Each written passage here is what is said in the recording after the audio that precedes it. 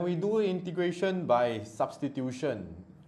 When the question tells you to use substitution, there is no need to do this part where I replace u with x. Okay, if you cannot remember the steps of integration by substitution, it is all on your right. First, make x in terms of u or x in terms of theta for this case.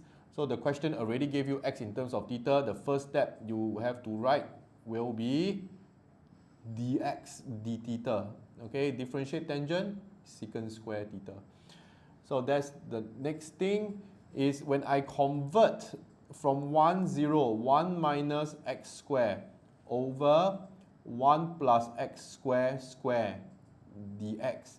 That will give me the integral of everything that will be in terms of theta. 1 minus tangent theta square over 1 plus tangent theta square square.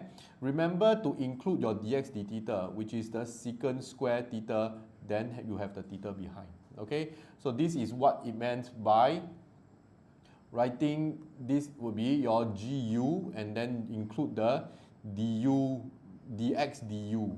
Okay, when we do substitution, we have to change, when we change dx to d theta, we must include the dx d theta that is there. In this case, this is g theta and dx d theta. Now, the next thing that you need to change is the limits. The upper limits is 1. So all these are part of your working. Okay, where when x is equals to 1, so you can write it over here on the right, when x equals to 1, tangent theta equals to 1. And when is tangent theta equals to 1? Theta is equals to pi over 4. When x is equals to 0, tangent theta is equals to 0, theta equals to 0. So now your upper limit becomes pi over 4, your lower limit becomes 0. Okay, simplify the whole expression now. 1 minus tangent square, there's nothing you can change from 1 minus tangent square theta. But 1 plus tangent square theta, you have to know that is secant square theta square. Okay, and all these are your trigo that is extremely important. Let me open up the trigo formula file. Okay, you can see that additional formula and double angle formulas are given, but not the first 3 basic trigo identities. So always derive yourself from sine square theta plus cos square theta equals to 1. So I want to have tangent, I will divide by cos square theta, I will divide by cos square theta, I will divide by cos square theta, and I will have tangent square theta plus 1 equals to secant square theta. And this is how I derive it myself. So that's why 1 plus tangent square I have to know is secant square. And then next, okay, continuing the working, I cancel this square with this square. I'm just going to get pi over 4, 0, 1 minus tangent square theta over secant square theta. Okay, d theta. Now at this point of time, as long as the numerator is this way, you always think of splitting first. That will give you integrate 1 over secant square theta minus tangent square theta divide by secant square. Okay, so divide by secant square theta d theta. Right, all you're working nicely. Now, this looks very complicated, but actually it will turn out to be something quite easy. You have to practice enough to know that 1 over secant. Secant is 1 over cosine. So what is the reciprocal of secant? That would be cosine square. Okay, so cosine square theta minus tangent square is sine square over cosine square theta. Divide by secant square, so it's multiplied by cos square theta. And it actually becomes a very nice form of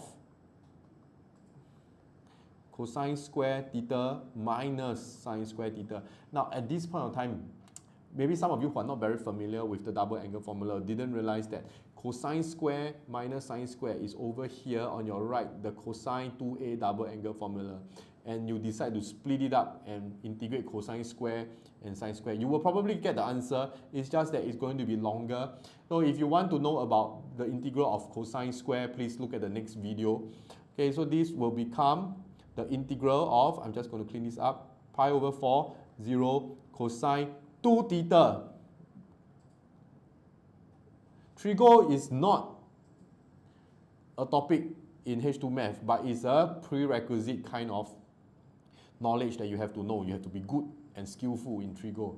Integrate cosine is sine 2 theta, divide by 2 because of the angle. So I'm just going to put in sine 2 times of, so that will be pi over 2 minus sine 0. Sine 90, visualize your graph. This is 180, this is 90, and this will be 1.